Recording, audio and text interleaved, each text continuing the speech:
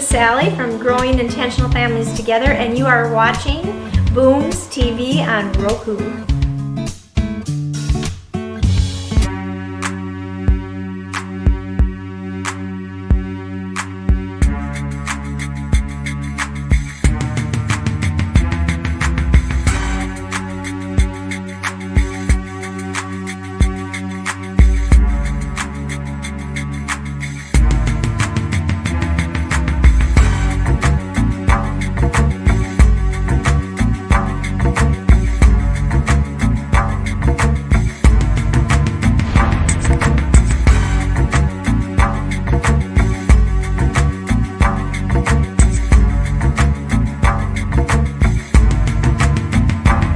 In the VIP room with DJ Boom is brought to you by Street Noise Magazine. Tap in. All right, today in the VIP room we have Sally Ankerfelt of Growing International Families Together, LLC. She is one of the founding members. We're here on the show today to talk about a very important subject. A touchy subject, but one that is necessary. This is a conversation that we absolutely has to have. Sally, thank you for being here with us today. Well, thanks for having me, Pat. I'm excited to be here. Absolutely, definitely. Tell us a little bit about what you do in your company. Well, we're Growing Intentional Families Together, as Pat said. We are an adoption coaching firm, and what we do is we coach people, what we call the adoption constellation, which are people who are impacted by adoption. So it could be adopted people, it could be birth parents or adoptive parents, and maybe even grandparents or people who have an extended interest in adoption. So we offer supportive services for people within the adoption constellation, and those are coaching services, meaning we guide them to reach their goals. It's different than therapy.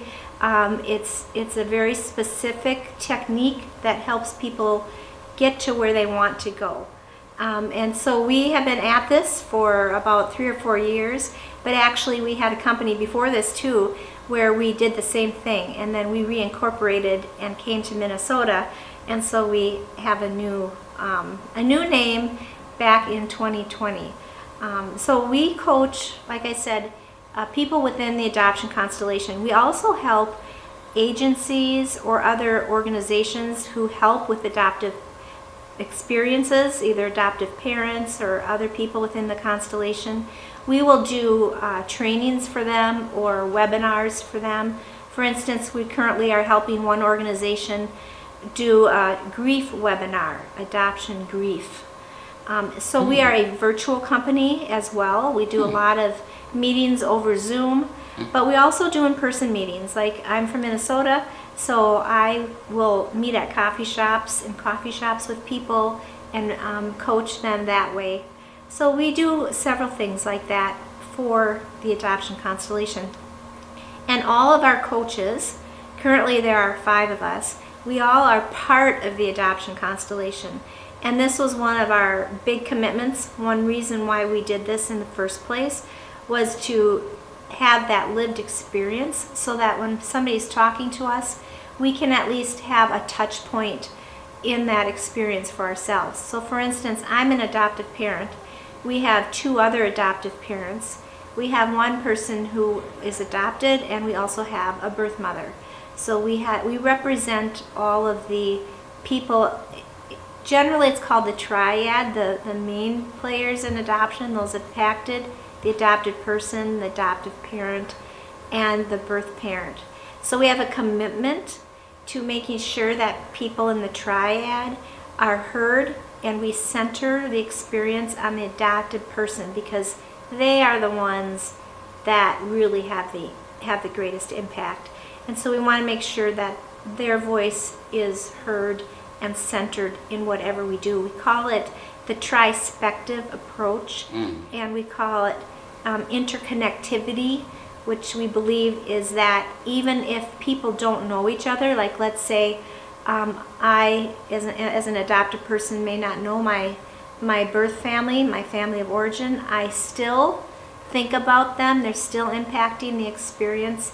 So we believe all three of the triad members are connected, however much contact or knowledge they have of each other. Yeah. That is awesome. Yeah. How important is adoption? If you can elaborate on that a little Yeah. bit. Well, that's Because I could tell you my own interpretation. If something happens to both of the parents, be it like fatality or homicide, and there's no other relative that is to be found that could help to step in and take care of that child. Are those some of the things that lead to adoption? Yeah, that would be an example. Okay. For sure. Other examples might be a birth parent who has a situation they're in that they feel like they cannot parent a child at that time.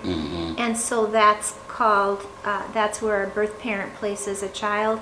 What you were describing might be where there is nobody else, but in the world of adoption, social workers really work hard to make sure that there isn't first a kin family that can be identified in situations like that. Because what we're learning more and more is that it is a terrible trauma to anybody to be without their family of origin and to not live within that family. And really what our company also believes is that primary is family preservation. So we acknowledge that adoption should not be an answer primarily to somebody's need to have a child, because that centers the person. And I'm going to tell you, I'm not clean in this either, because for me, I wanted a family. And some people will say, well, just adopt, kind of like it's just wonderful and easy. But what we're missing there, and what I've learned over the years even more, is that at the expense of this human being who has every right to be able to be with their family that birthed them, gave them birth, or at least with extended family. Right. And so adoption really, in my mind, as I've grown into it, should be a second choice, a third choice, only when necessary choice. And it's gotten really muddied over the years in terms of why do we have adoption in the first place? And so at our company especially, we have said to ourselves, if we're going to be, by the way, we do not facilitate adoptions in any way. We are simply a support to people who are... Simply a support that's right, system. Right. Okay. But if we are to be a support to people who are in the adoption community, that they're already there, we also need to do some advocacy for what we call the original problems that brought this child to be in a family that they were not birthed into. So we are very interested in social inequities. We're interested in justice and fairness. We've done work around trying to understand how is it that some kids of color, wind up in families when a social worker might make a choice to remove them from the family over, let's say, somebody who is a white child. And so the bias, the racism, things like that on the other end, we have to tend to that so that we have fewer kids that wind up needing a home. Sally, we're going to dive a little bit deeper into adoption and what you and your organization is doing. So far, I'm thoroughly impressed. I can't wait to hear more. We're in the VIP room with Sally. We'll be right back. Hello, I'm Rachel Gillen, and this is Rachel Gillen Filmography. A division of Boomsbeats Multimedia, specializing in videos, commercials, portrait, fashion photo shoots, families, headshots, weddings, and more. I am a creative person and my photography is my artistic outlet and love every moment I am behind the lens. My work has been featured in several national publications as well as our own digital magazine, Street Noise. Our offices are located in the Vandalia Towers in St. Paul, Minnesota. Call today to schedule your appointment.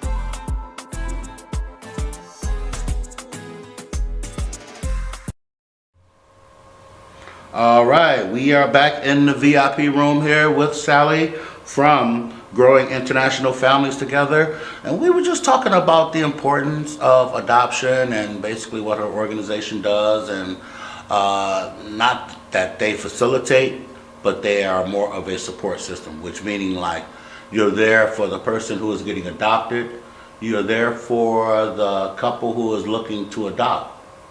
You're also there for other social things that is surrounding the adoption, the causes of it.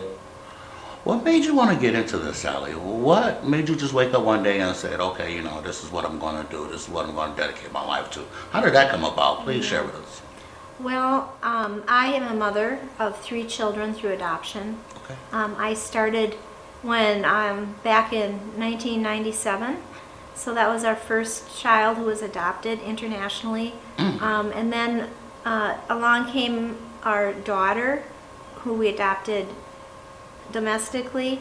And then we had a child who we adopted through foster care later on. So I have 3 different sorts of experiences of adoption. And I also, we have a transracial family as well. As I started this, like I mentioned before, I had that, I think a lot of people have this experience where they might have infertility or they struggle with pregnancy, or there could be a host of reasons, but then they say, and this is, we can always adopt. And there's this idea that that can create our family. And that certainly was my feeling, my husband's feeling. I have one of my siblings also is adopted many years ago, so I grew up in a family like that. I also had that feeling of wanting to help somebody else, and so I got into adoption in that way. But it for me, it quickly turned into an awareness of, wait a minute here. So here in my mind is this child, and then we meet the child and we see the culture of the child, we see the care the child is receiving. And my child was from another country. The social worker said, and this, I'll never forget this, take care of our child. What country, if you don't mind me asking, Sally? Wow. Yeah, take care of our child. And I will never forget that, because here's what it triggered for me. It was, wait a minute, this young human being has a community, and this community is losing. It's losing a precious child, and this child is going to go way overseas and going to lose all that also. So all of a sudden I'm thinking to myself, there's more than just, oh, let's just adopt. Absolutely. And with the second child, I was faced with actually being able to meet the birth mother, and I was realizing that the situation was really hard. And I thought to myself again, this isn't about me. It's bigger than you. Right, it's not about me. And then of course the older child, having grown up in foster care, I realized as well, I asked myself, what kind of work had been done before that to help that first family with their situations? What I'm here for this child now, but what now? So I realized, I can't even remember your question, except how I did I get into it. It was because I don't want people who are thinking about adopting to think only about what they're getting. They need and what I their want need them is. to think about what that child needs, and what they will need to do to make sure that that child has what they need insofar as can be possible. And what I mean by that is we'll never ever be able to replace that family that that child lost. Not necessarily, they might still be in contact with the family, but they're not living with the family. We can't replace that. Okay. No, but we can be aware of the loss and the trauma. We can do our best, especially if we are adopting outside of our own race. We can do our best to make sure that that child can feel and live within his or her own race as well. So moving if you have to move, give racial mirrors, make sure you're honoring culture. It's not that this child just comes to fit into our family changes. And if anything, we start fitting in for that child.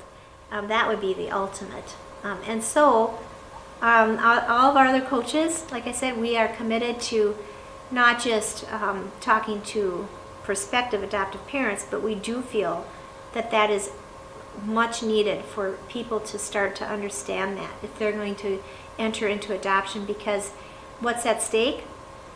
The child is at stake.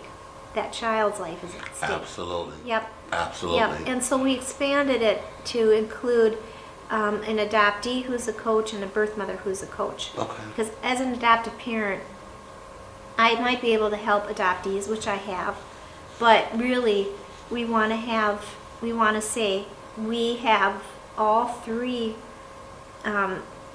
different triad members who can be there for you. And sometimes a birth mother or an adoptee is needed to communicate with adoptive parents as well, to say, hey, this might be a dynamic that you might want to look at, and try to understand why something's happening over here with either your child or their feelings about their birth parent or whatnot. Absolutely. Sally, I'm going to take you back a little bit. The second child that you adopted, and you met that child's mom. Let's go back to that moment. How did you feel? What did you say? I mean, what was running through your mind? I mean, was she in a bad place? Or was she just unable to take care of the child? And how? Just tell us a little bit about that.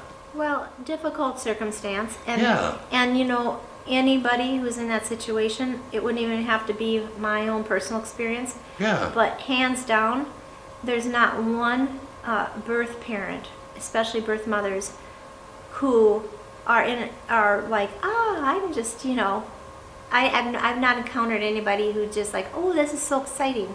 There's usually something that's causing stress on that Absolutely. individual to be in the situation where they're thinking about placing a child. And so what I encountered humanity, I encountered tenderness, I encountered care.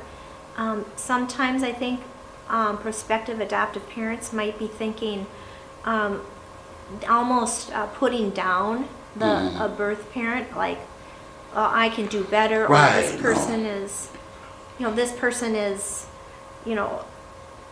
for doing whatever, or being in whatever situation it is, kind of a negative put down. Right. But let me tell you, most likely, if that person is coming and needing to place a child, They're not in a good place. No, and it's not an easy choice. So I'm still curious again. I like to cut below the surface just a little bit without going too much into details. And of course, we can't give names or anything like that. I wouldn't even want to do that. But was it, don't worry, I'll take care of your child? Was it that type of conversation? Or did she have animosity? Or was she thankful for you? Or I'm just kind of curious about how that was. Yeah, and I can speak generally too about that, because I think this is a common experience where when we meet somebody as another human being, and that's how we felt, my husband and I felt, that we were coming together and talking with this woman about somebody we already cared about and she cared about. Yes. And I think that is the common ground, and that's where I didn't sense animosity or... That is beautiful. No, man. but Okay. I sensed, and like I said, this is universal. I think I sensed pain, careful thought. Oh, absolutely. All those things. Absolutely. Sally, this is really getting deep. I'm really enjoying this. We're going to take a quick little break. Let me recoup my thoughts and let me gather my scruples here a little bit. We're in the VIP room with Sally. We'll be right back. Watching other streaming channels looks a little something like this.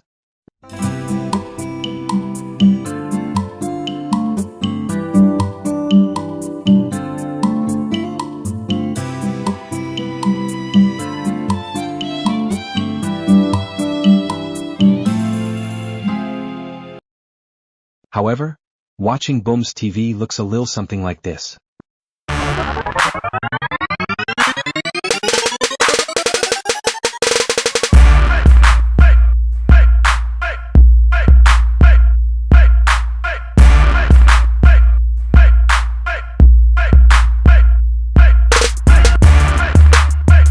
Any questions?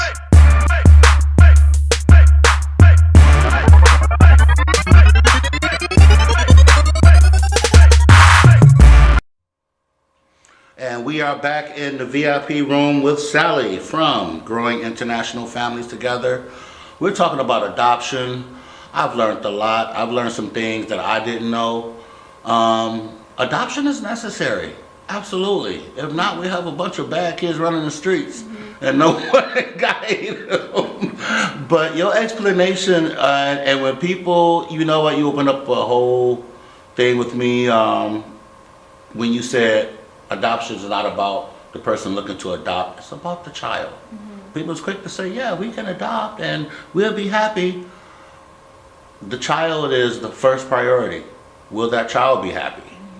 And, you know, that's,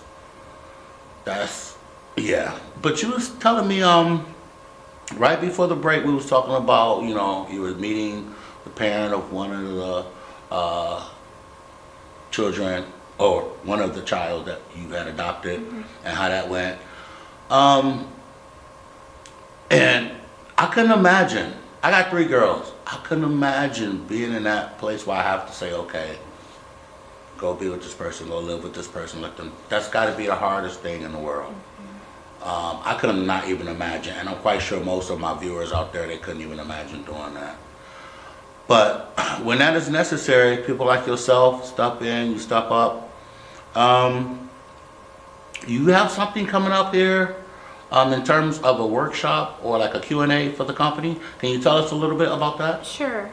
So we are well, we already did. We developed a new program. Okay. And those of you who are out there who are certified coaches, or maybe you're a mental health professional, we are training mental health professionals, but primarily certified coaches, to be adoption attuned, so that if you have somebody come to you who's a part of the adoption constellation, you will have deep skills to be able to really be present for them and to apply a lot of the coaching competencies, we call them, like active listening, asking powerful questions, being curious, establishing and maintaining agreements, listening actively, being a non-judgmental presence, all those skills.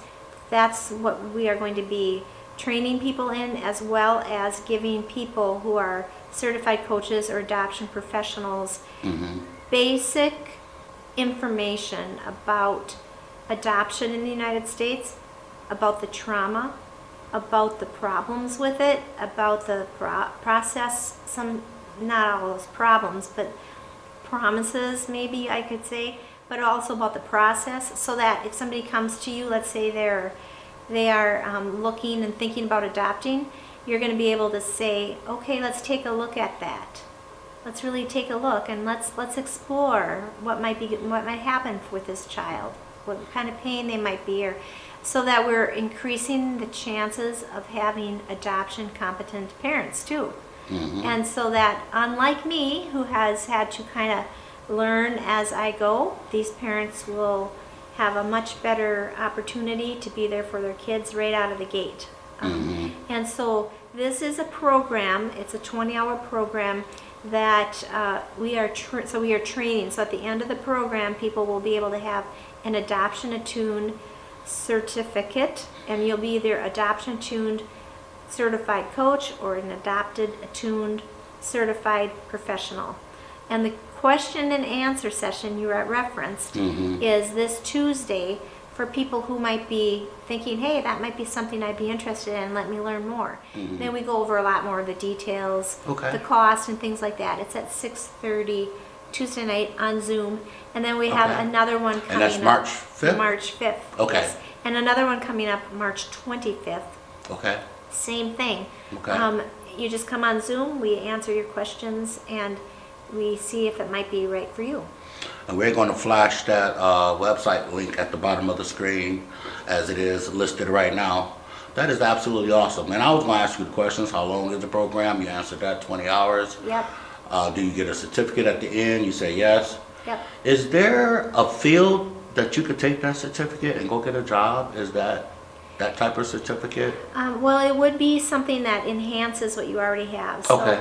you would be able to, if you are already a certified coach, you would be able to put that right there on your website or whatever, that you are an adoption attuned certified As part of coach. your resume, That's like an right. upgrade or That's like right. And that makes a big difference sometimes for people. And also professionals. Now many professionals have done what's called the NTI, Adoption Attuned Training, which is really intense for like social workers and how when they're interacting with families and kids. This really takes the approach of how are you with everybody in the constellation, and that it also is goal oriented. What kind of goals can you help them reach? So this would even be a great resource for those who've already taken the NTI if you're a social worker or a mental health professional. Absolutely. You know, Sally, at the beginning I kind of mentioned some possible reasons for adoption, and I kind of feel as though I went to the extreme, you know, with maybe losing like both parents or they being incarcerated. But I work in the homeless field, and the homeless field is prevalent. Most of the time when you go homeless and you're trying to keep your kids, social service will step in and take those kids. And all of a sudden they're in the foster care system. And from my understanding, the foster care system is just spilling over. Like it's just, they don't have enough beds for everyone. They don't have enough, just like the homeless situation, you know, just like there's not enough shelters or beds for the homeless. So that's another reason I'm thinking as well, which would increase the need for adoption. When it comes to the point where the parents don't have anything and can't take care of their kids, that kid still deserves a chance. And, you know, and that's really heartbreaking, but the kid comes first, you know. And yeah, but I work deeply in the homeless field, and I see it all the time. So adoption is very necessary. What you're doing is awesome. What your organization is doing is very awesome as well. We really appreciate you. Any other thing that you want to add, or did you want to give shout outs to anyone here, or? Well, I just want to piggyback real quick off what you were saying about people experiencing homelessness. Yes, please do. It's a both and there, isn't it? Because I appreciate the complexity of, you know, the situation and social workers who have to make really tough decisions. About not just the kids, but I'm sure other what do you call that, supports for people. And that's where I say, let's really all talk about what's the situation in the first place that brought this person into that situation, which we do. But then how can we wrap around these services so that, you know, that the last resort is that this child needs to be placed with somebody else, right? And so that we are working towards having families that a child can thrive in, we're also at the same time working towards making every effort, which I know we do, but I think we can even do better, make every effort to make sure these families, if they can't stay together, that they can at least continue to be in communication, know each other, to celebrate each other. Yes. And all those things. So. Yep. But yeah, a shout out to you for having us, and a shout out to my colleagues. Absolutely. And everything. So thank you so much, and it's really been an honor to be a part of your program. Sally, thank you for being here. This is a very important subject, and you explained everything. I mean, just perfectly. I can't wait for this to hit the airwaves and for people to see. Once again, I'm flashing the link at the bottom of the screen. Please tap in with Sally and her organization. They're doing great things. Sally, thank you for having us. Thank you for being here with us today in the VIP room. Thank you. And we'll talk to you soon. All right. Well, thank you. All right, bye. Bye. Watching other streaming channels looks a little something like this.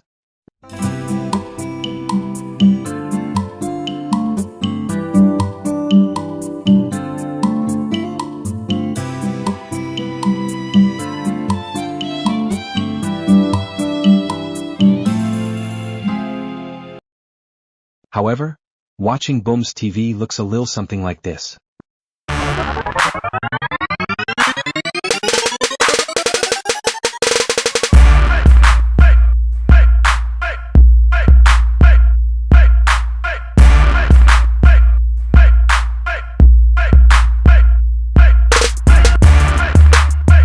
Any questions?